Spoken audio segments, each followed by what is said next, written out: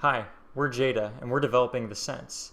We comprise of myself, Derek Thompson, Adrian Vergara, Austin Malpete, and Joey Vagadis, and our advisor is Dr. Ali Minai. Some topics we'll discuss today are our project backgrounds, our goals and objectives, the voice of the customer, our design process, key design components, budget and timeline, and issues that we anticipate. So our problem statement is many people have become passive drivers, and they usually aren't aware of when they are driving poorly. Good and bad driving is not always objectified by insurance companies, and there's no real standard to what defines good or bad driving.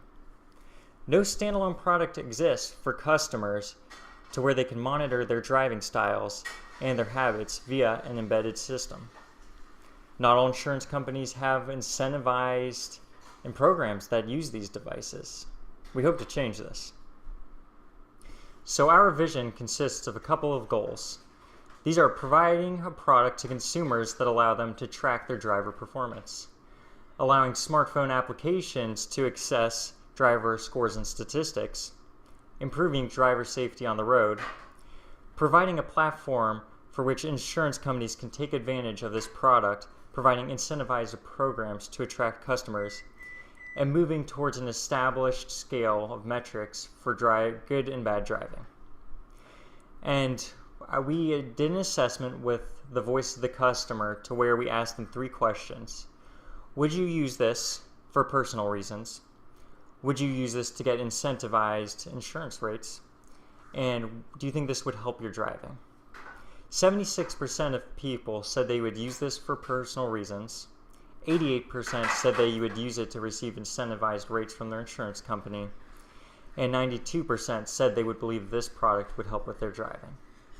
Okay, so the design of our product is broken down into 4 phases, each corresponding with a major component of our final product. So phase 1 is going to be focused around the actual embedded device that contains the sensors that will be retrieving the data and the device that will essentially be attached to the vehicle.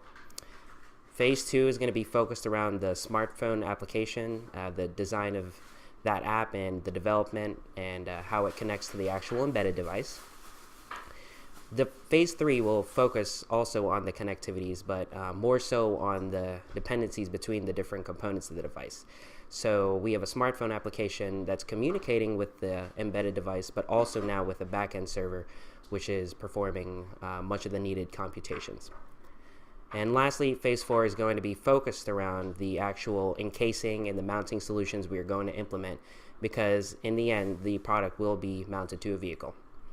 And as you can see from our graphic, you see a dark line that goes up all the way to step 2. As of the filming of this, that's where we currently stand, and we have halfway to go. So we have implemented a design process for each of the design phases. We use the same one for each of the phases, and it consists of 6 separate steps. So we break it down, the entire system, into individual components. We draft up a list of pros and cons for each of the components and even bring in costs into consideration. And after we do that, we consider all the alternatives that they might have and the potential benefits of using an alternative. And then after we consider all of the alternatives, we finally go into the actual design and development of what we select to be part of the final design of the product.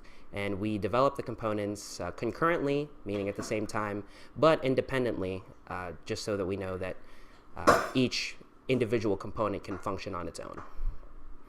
The 5th step is, of course, designing the interconnections between the different and individual components and making sure that all the connections are solid. And lastly, this is where we look for optimizations and seeing if maybe some of the alternatives are a better fit for the design, or if perhaps a design decision was not working out quite as well as we had hoped, then we'd maybe look into optimizing or choosing an alternative. So now we're going to take a little bit of a look at an objectives and constraints table that we've developed, which we think fully summarizes what the devs project will encounter in the next few months. So in the first column, we have the objectives, which are the goals that we aim to achieve. So you can see we are aiming for portability and compactness. We want it to be easy to install. We want consistent results. We want it to be dependable. We want minimal data processing and resource usage. It can't be overly intensive for a simple embedded device. In the second column, you'll see the constraints, and these are the factors by which our product is limited and what we have to take into consideration. So you can see that one of our constraints is minimal to no boot time. So this is essential in our product design because this is a product that will need to be used immediately as soon as a user enters their vehicle and starts driving. Our product has to be up and running and ready to go. A couple of other constraints we have, of course, the data that we collect, it has to be secure, and we can't have any data loss. The F column represents functions, which are main uses of the product and what it may do. So, for example, it's going to be powered by the 12-volt car outlet that is on all cars. It's going to, of course, connect to a smartphone application via Bluetooth. And then the last column is our means, which is how we're going to be able to achieve a certain number of key objectives. So, for example, we want to minimize the, So we want to utilize the Arduino platform rather, of course. We've chosen this over a couple of different alternatives, so we aim to use the Arduino platform. And we want to, again, connect to the smartphone via Bluetooth. I mean, there's a number of different connectivity types out there. There's NFC and a bunch of other wireless network connectivity options. But, for our means, we're aiming to use Bluetooth. Okay, and the next slide is just going to show an objectives and constraints tree, which summarizes the objectives and constraints table that we just saw in the previous slide. But now you're seeing in greater focus of what we're really trying to achieve. These are our main focuses, so you can see that we want it to be convenient, dependable, and of course secure. So under each branch, we can see the main points of it being convenient. It has to be compact, portable. It has to have no boot time. For dependability, it has to have minimal to no failure rate. It has to be able to withstand the weather conditions inside a car if it gets too hot, if it gets too cold. And of course, for security, we are dealing with data. We're collecting data, so it has to be secured. Okay, and we are going through this entire design process with a couple of requirements in mind, and these may look familiar to you. You just saw them on the objectives and constraints tree. So naturally, we aim that our product be convenient, dependable, and secure. And this is essentially just re-summarizing what we've seen in the tree. Easy to install. It's small and compact. There's no service interruption, and security of the data. And alongside these design requirements that we've drafted, we have an assessment plan by which we are going to rate how well we've achieved our objectives in fulfilling the project requirements. And for convenience, we aim to ensure that installation is easy. When we finally develop the physical form of the product at the end, we're going to go through what the customer will go through, install it ourselves, and ensure that that whole process is hassle-free when it gets to a consumer for, when it's in production per se. We have to keep the physical device dimensions minimal, so that's a fairly easy test we can run. It's something that'll have to fit somewhere optimally on a vehicle without impeding the driver's ability, not blocking any views, anything like that. Of course, we're going to be testing the boot time, as I'd mentioned before. As soon as the driver starts our vehicle, the device has to boot immediately and start working. And of course, the device is going to operate from that 12-volt car outlet. For dependability, we're going to be testing it to make sure that while we're using it and it's on operation, that we have no failures, that nothing unexpected is going to happen while we're using the device. And we're also going to take a look at the data to make sure it's consistent, it's accurate, and it's doing what it's supposed to do. And as for security, this is something that we've been talking about back and forth in our group, and this is something we'll have to debate to see if we have the capabilities of testing for the security of the data. Perhaps nothing as substantial as penetration testing, but perhaps we could look for data leakages and ensure that data integrity is is intact and ensuring that nothing is going awry when we're shifting to the data between the embedded device, the smartphone application, and the server, which is something that we can test qualitatively as well. So, the design of our project is in 3 different areas. It has the Arduino, which houses all of the sensors, the Android smartphone app, as well as the backend server, which will be hosted on the cloud. So looking at the hardware flowchart, we can see that data will be collected by the sensors, which will in turn be tunneled through the Jada Sense embedded device, and the Jada Sense embedded device will communicate with the smartphone application via Bluetooth. Now, the smartphone will then be able to communicate with the backend server via HTTP requests, and that's where all of the data can be processed even further, and a reliability score can be generated. From there, the reliability score can be passed back to the smartphone application and displayed to the user. Next. So on the embedded device, it will be a Arduino Micro with multiple modules attached for sensor readings, data storage, and data transfer. The sensors that we'll be using include the accelerometer, GPS module, and for data storage, we'll be using a micro SD module. And finally, for data transfer, we'll be using a Bluetooth module. Moving on to the backend server, we will be using a Python server utilizing the Flask server framework. This server will be interfacing with the Mongo database using a PyMongo library. This server will be placed inside of a Docker container for optimal scalability and hosted on Amazon Web Services. Going through the software flow, let's say a user opens the Jada phone application. Next, we will use Google for authentication purposes, and from there we can either go 2 routes. We can, whether they're authenticating for the first time, we can call the create account API to the backend server and start our own account in our database on the backend. Otherwise, if they've logged in before, we just move straight on to the gateway page. So from there, there are either 2 options that we can go. We can either start recording new data if the hardware is connected, or we can ping the server and ask for the reliability score. So if we want to retrieve the data from the hardware device, we will stream the events via Bluetooth to the phone, and these events will be stored onto the phone. Now, from here, if we are connected to Wi-Fi, we can upload these events to the server for further processing. Now, let's say you've been driving for a few weeks and you want to see how you've been doing and you want to see what your reliability score is.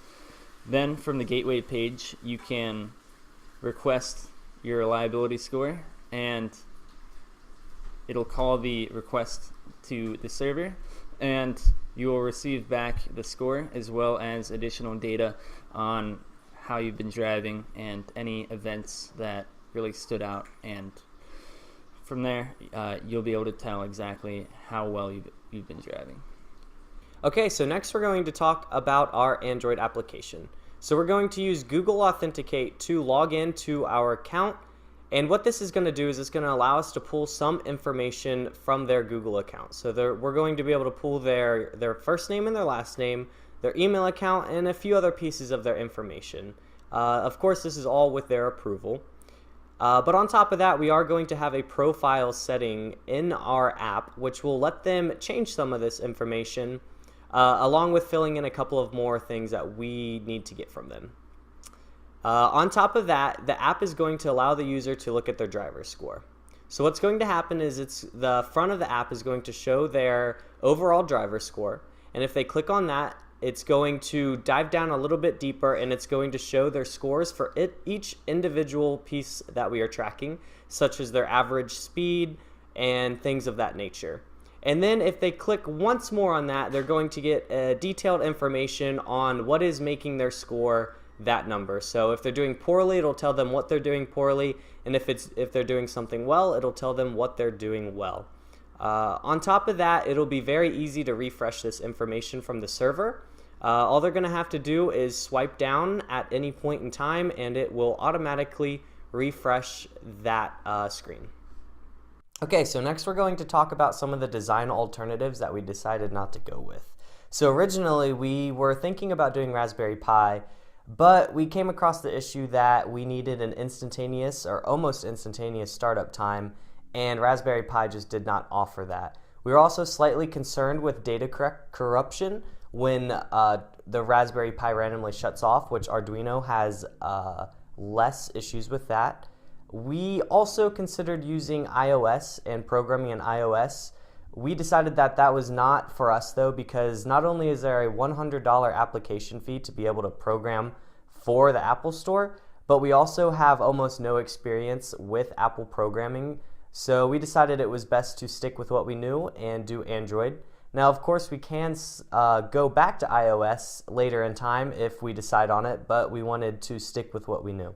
For our server, we originally considered the framework Node.js, but we decided that it was not for us and that there were better solutions. Okay, so now moving on to the bill of materials. You can go ahead and pause the video right here if you want to look at the individual prices, but just know that our current budget is right around $150. That is subject to change though if we decide to switch out some hardware. Onto our Gantt chart. So basically what this is just our goals for each week and what we wanted to accomplish for each week from the start of this semester to the end of our senior design. Just like in the last slide, feel free to pause right here to view it. This is also in our senior design document that you can view, but we're going to move right along.